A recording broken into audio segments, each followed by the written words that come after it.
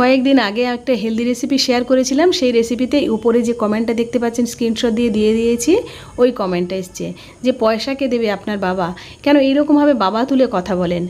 এমন কোনো খারাপ কাজ করিনি যেটা বাবা তুলে কথা বলার মতো। এই যে রোজকার ভিডিও দিয়ে আপনাদের যদি সম্ভব হয় আপনারা করে খাবেন, যদি ভালো লাগে ভিডিওটা দেখবেন, না হলে দেখবেন না। রোজ যে ভিডিওগুলো আপলোড করি এর মাঝে কিন্তু অনেক পরিশ্রম থাকে, কেন এই ছোট্ট ছোট্ট কমেন্ট দিয়ে আপনারা কেন উৎসাহটা ভেঙে দেন? আপনারা চাইলেই উৎসাহ নাও দিতে পারেন, কিন্তু কেন এরকম নেগেটিভ কমেন্ট করেন? কোনোদিনও এরকমভাবে নেগেটিভ কমেন্ট করে মানুষকে ভেঙে দেবেন না, মন থেকে ভেঙে দেবেন না। যদি উৎসাহ দিতে না পারেন, না দেবেন। আজকে থালাতে যে আমি শেয়ার করেছিলাম সেগুলো কথা বলতে বলতে বলাই হলো না।